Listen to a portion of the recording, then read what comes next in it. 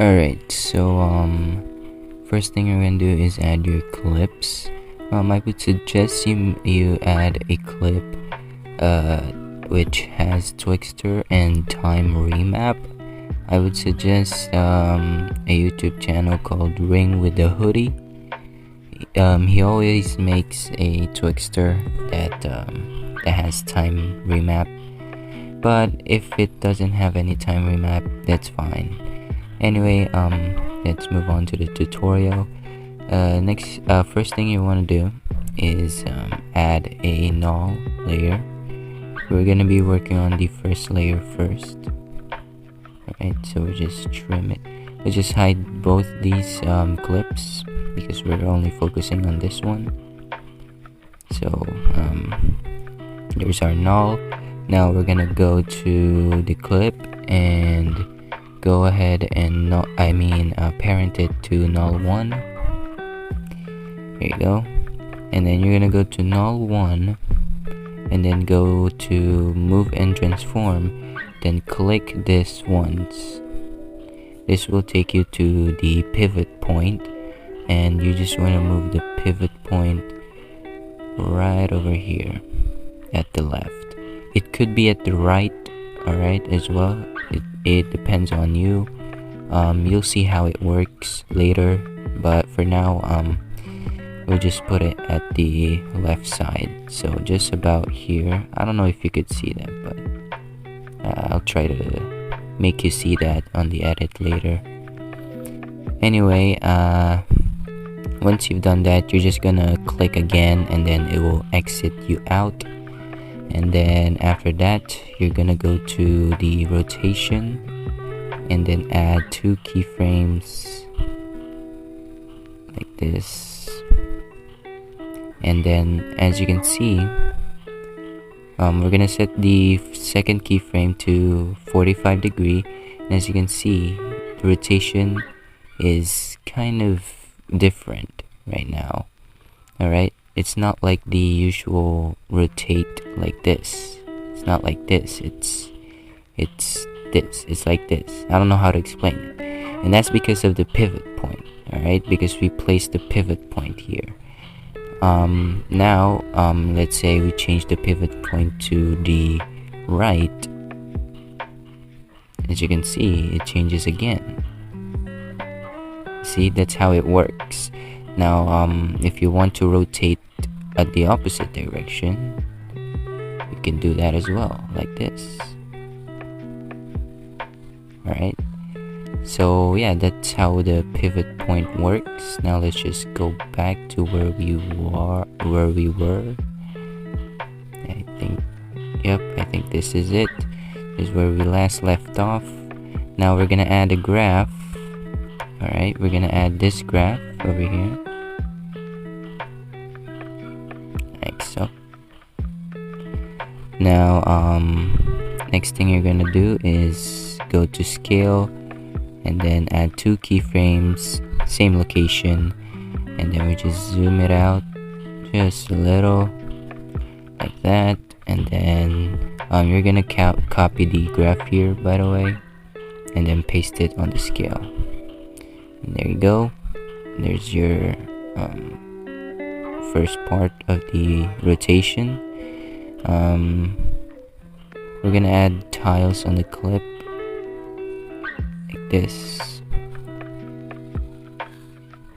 Alright, so next thing that you're going to do is work on the second clip. Now we're gonna add a null again for that clip, and we're going to parent it. There you go. And then same thing, you're just gonna set the pivot point to the left again. So it doesn't have to be the exact location, just make sure it's on the left side. And then just continue the transition like this. Oh, opposite should be the opposite one. There you go. And then you're gonna add this graph, and then this is it going to be no, like this.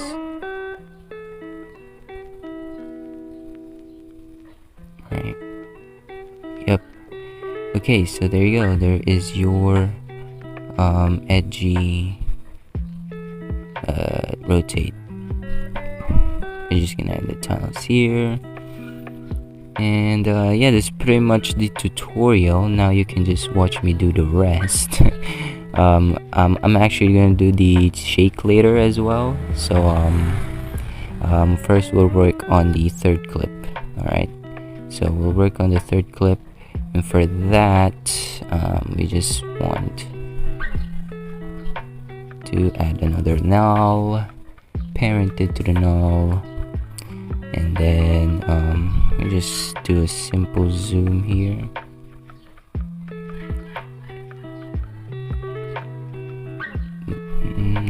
Don't zoom in too much.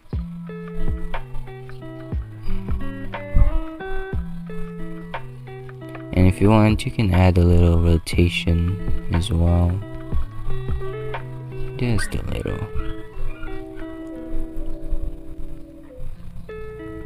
There you go.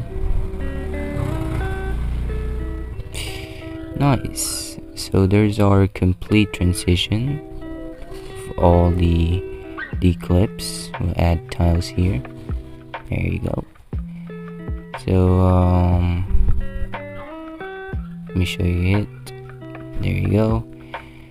Now next we'll work on the effects. So the only effect that I suggest doing in some edgy edits is adding a inner pinch / bulge effect. So for this we're gonna set the radius to 2.500, and then we're gonna set the strength to 0 temporarily. Alright, just 0 first, and then we're gonna add 2 keyframes right here, and then we're going to set the second keyframe, oh not there, all the way to -1.0. There you go. Then you're just gonna add this graph here, and you have this kind of like effect. I think pretty much every edgy editors use that. We're just gonna copy the effect and then paste it on the second clip as well.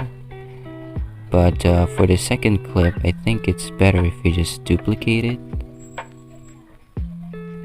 because we have like this the third clip is just a zoom in or zoom out in transition, so I think it fits. And now time for the shake. So for the shake we're gonna go to the third clip for that. So for the shake, it's really simple. Just add a auto shake like so, and we're going to set the frequency to 10.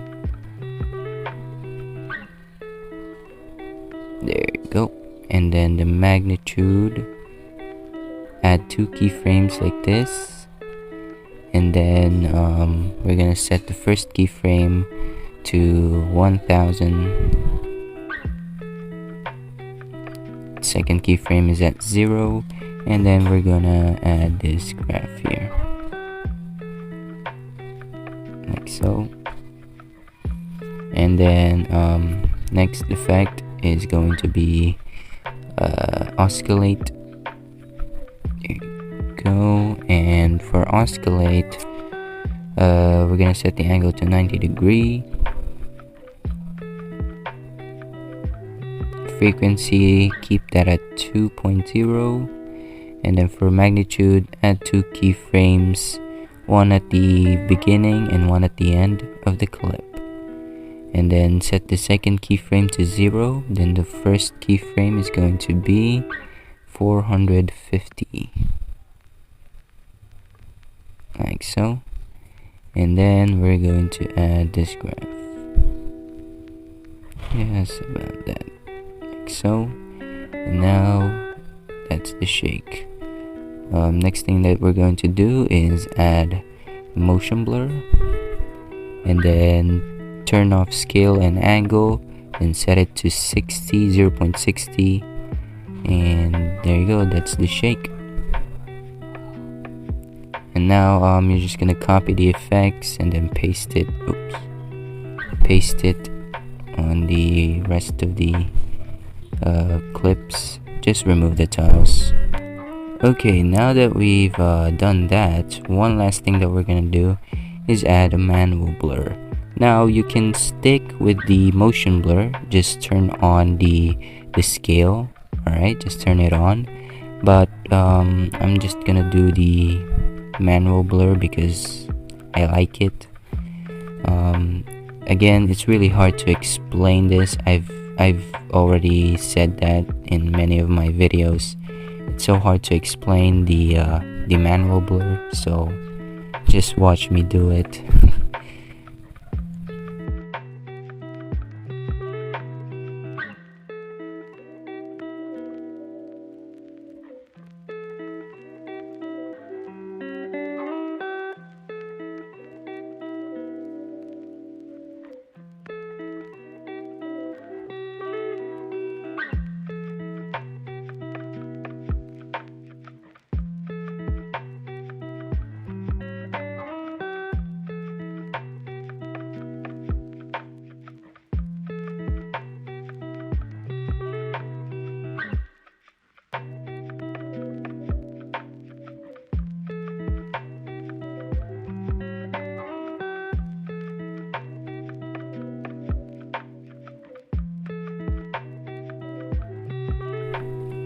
And boom, there you go, there is your edgy edit or transition. Anyways, thank you guys so much for watching. I hope you learned something new today, and yeah, until then, peace.